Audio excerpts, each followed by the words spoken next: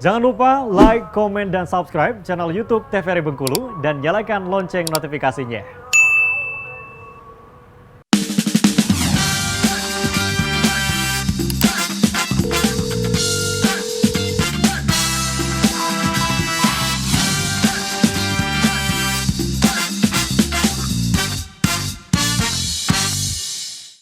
Balik lagi di Dokter Kita bersama Kita Sehat. Masih dengan tema yang sama nih pemirsa, yaitu gangguan somatisasi bersama dengan Dokter Junia dan juga Dokter Putri. Baik Dokter Putri, sekarang kita masuk ke diagnosis ya dok ya? Iya, diagnosis. Boleh langsung mas? Oke, ini bener kan? Nggak di prank? Enggak. Jadi sedikit prank ya dok ya? Aduh, kena prank. Nah, aduh ini panjang sekali. Saya jelaskan singkat saja ya.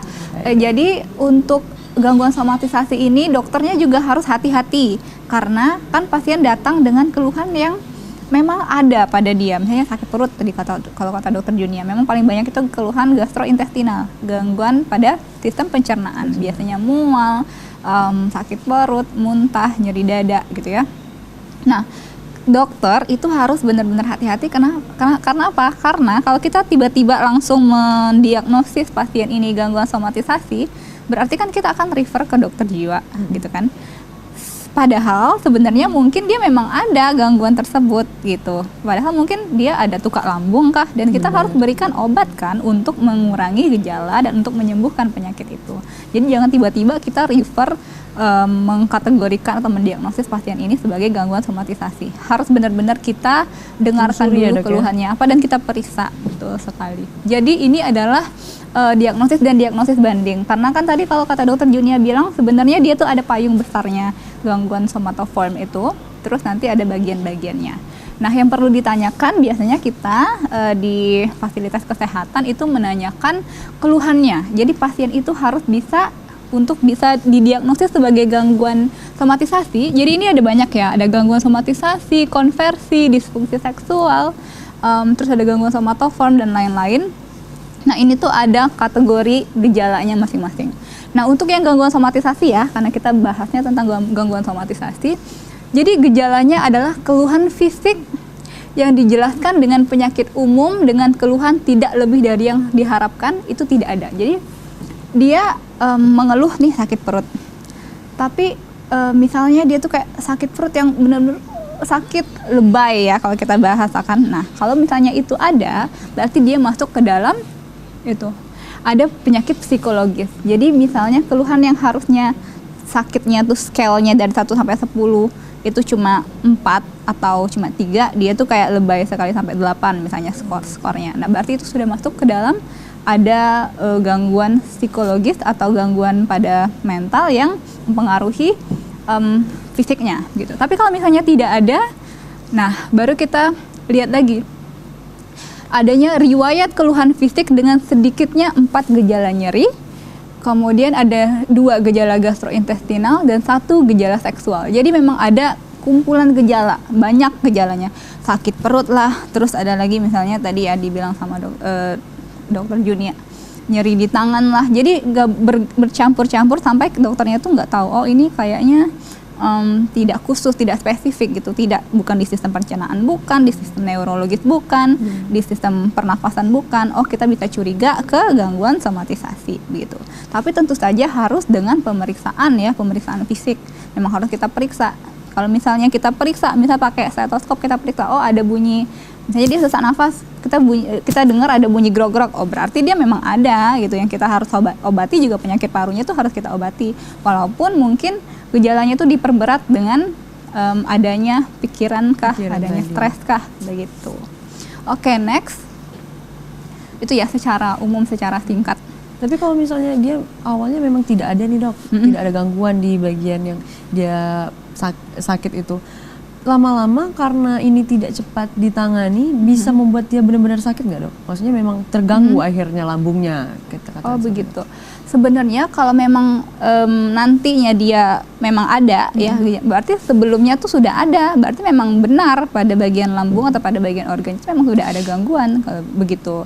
Atau mungkin awalnya tidak ada, tapi karena banyak pikiran itu juga bisa jadi ada ya. seperti itu ya, Dok? Tapi kalau misalnya kita periksa ternyata lambungnya ternyata tiba-tiba udah tuka, gitu, udah luka besar, berarti sebelumnya itu memang benar bahwa dia ada gangguan pada sistem pencernaan gitu. Jadi memang harus bukan beban ya, tapi kayak kewajiban seorang dokter itu untuk menggali lebih dalam sampai ke faktor sosial ya, kalau kita menyebutkannya. Faktor sosial itu kayak kegiatannya tuh seperti apa, pekerjaannya berat atau tidak, dia nih apakah dia tinggal seorang diri, apakah dia keluarganya tuh tipikal yang mungkin menuntut gitu-gitu. Jadi kita harus bukan kepo, jadi tolong kalau masyarakat umum itu biasanya agak iya benar agak sensitif ya kalau kita tanya-tanya tentang keluarga, tapi mohon maaf itu sebenarnya adalah bagian dari bagaimana cara supaya dokter itu bisa memilih diagnosis yang paling tepat untuk si pasiennya, sehingga terapinya juga paling pas gitu, hanya untuk kebaikan dan kepentingan si pasiennya, tidak lebih ya.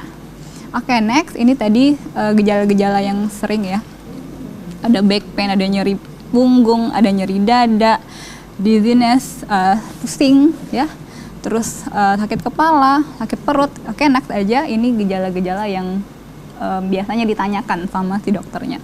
Nah, untuk tata laksananya nih, untuk apa sih yang biasanya dokter lakukan pada pasien-pasien ini? Biasanya kita melakukan psikoterapi. Psikoterapi ini bisa individu, bisa kelompok. Ya, individu biasanya paling sering itu cognitive behavioral terapi, itu biasanya kita refer ke dokter spesialis kesehatan jiwa ya. Jadi nanti terapi perilaku kognitif. Jadi pasiennya nanti itu kita bagaimana caranya mengubah pikiran dan mengubah emosi atau perasaan, pikiran dan perilakunya. Bagaimana dia menghadapi suatu masalah tuh diubah gitu, cara dia melihat sesuatu permasalahan. Kemudian ada psikoterapi kelompok. Ini biasanya kita minta dukungan dari keluarganya, siapa orang yang paling dia percaya untuk bisa mensupport. Sekali lagi ya, pada pasien-pasien dengan kelainan pada mental atau psikis itu sangat butuh untuk divalidasi perasaannya. Kita jangan bilang itu hanya perasaan kamu saja. Itu jangan sampai keluar dari mulut kita. Karena kita harus memvalidasi, oh kamu merasakan sakit. Oke, kamu merasakan sakit, kita periksa gitu. Ya. Terus nanti ada psikofarmaka. Psikofarmaka ini obat-obatan ya, obat-obatan yang diberikan oleh dokter spesialis kesehatan jiwa. Jadi tidak dibeli sembarangan, tidak boleh juga dibeli sembarangan. Harus ada resep dokternya. Oke, next. Mungkin ini yang terakhir ya.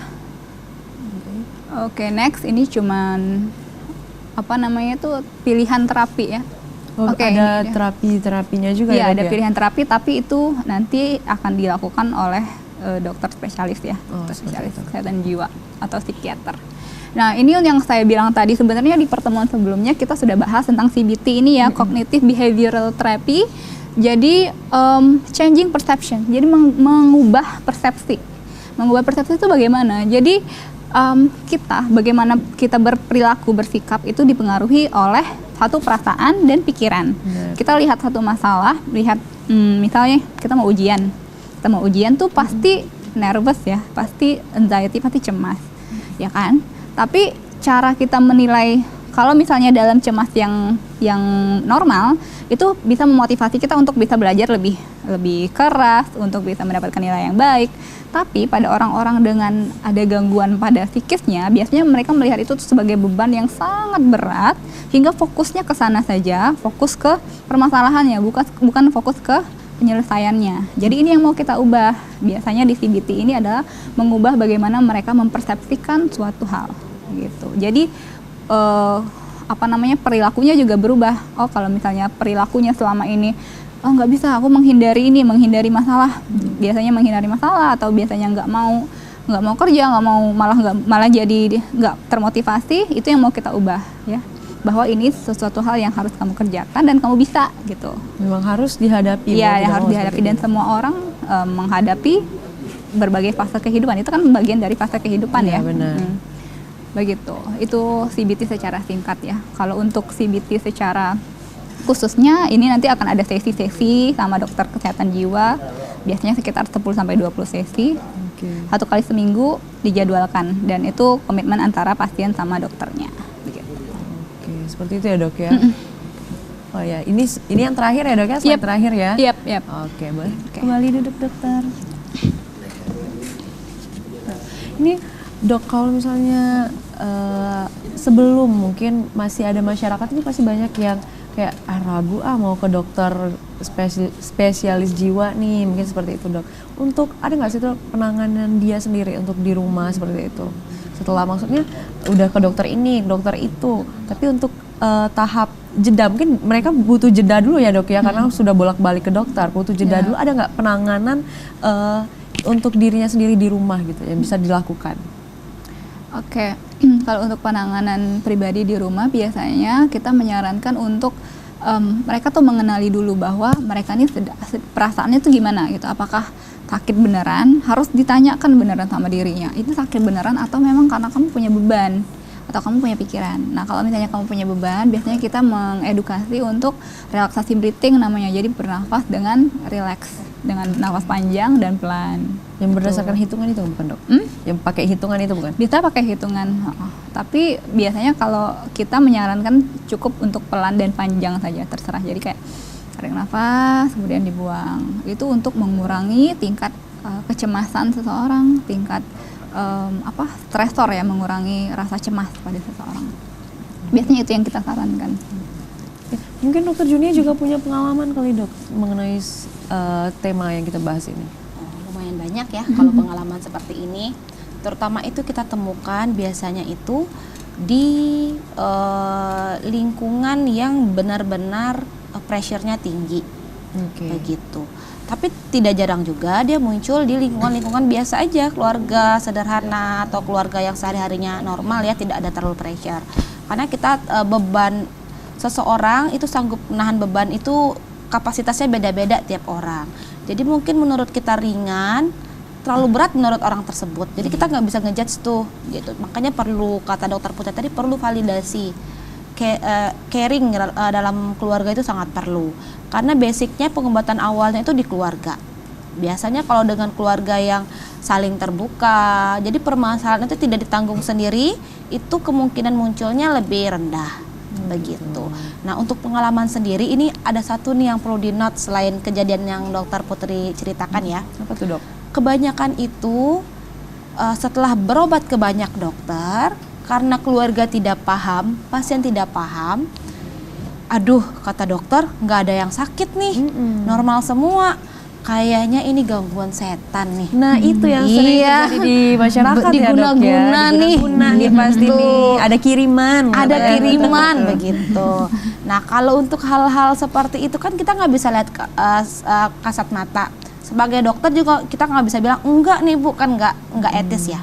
Jadi kita sarankan ibu silakan ibu berobat ke alternatif. Kita tidak menyarankan dan tidak juga melarang. Tapi saran saya diselingi itu ibu ke dokter spesialis jiwa deh, sekedar untuk cerita. Kalau dibilang berobat mereka langsung denial tuh, enggak ya, dok, saya nggak sakit jiwa gitu. Coba untuk cerita, dokter jiwa kalau cerita dengan mereka lebih open, lebih mudah memahami. Jadi ibu lebih leluasa tuh ceritain semua penyakit ibu begitu. Biasanya diomongin seperti itu mereka, oh iya dok, nanti kapan ada waktu saya coba deh, begitu. Mereka nggak akan mau langsung ke rumah sakit jiwa. Saya ke praktek pribadi aja ya dok, malu. Gitu. Awalnya seperti itu. Sangat banyak yang seperti itu.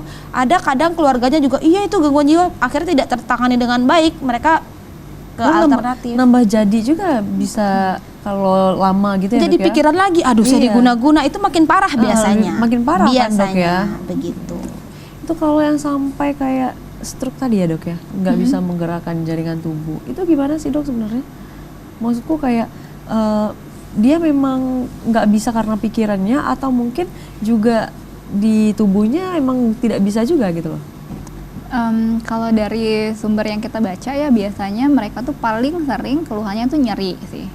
Keluhannya tuh nyeri, dan nyeri itu kan dia subjektif ya dok ya, nyeri itu sangat subjektif. Kita nggak bisa bilang oh dia ini nggak nyeri padahal dia nyeri, karena itu sesuatu yang dirasakan kan, persepsi. Jadi memang mungkin dia merasakan seperti itu, tapi ketika kita lakukan pemeriksaan fisik kan kita punya ini ya, punya prosedur pemeriksaan fisik.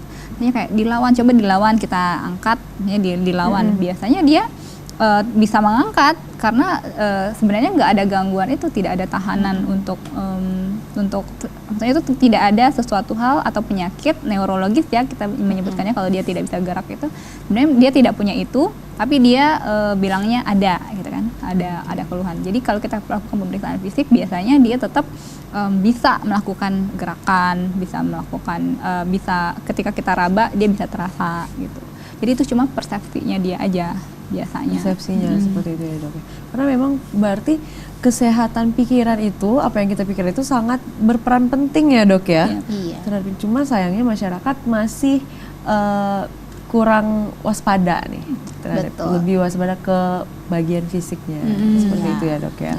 Selain kurang waspada karena stigma itu, mereka malah tidak mau mengakui dan tidak mau mencari, enggan mencari bantuan karena orang pikir ih dia berobat ke situ loh, malu gitu.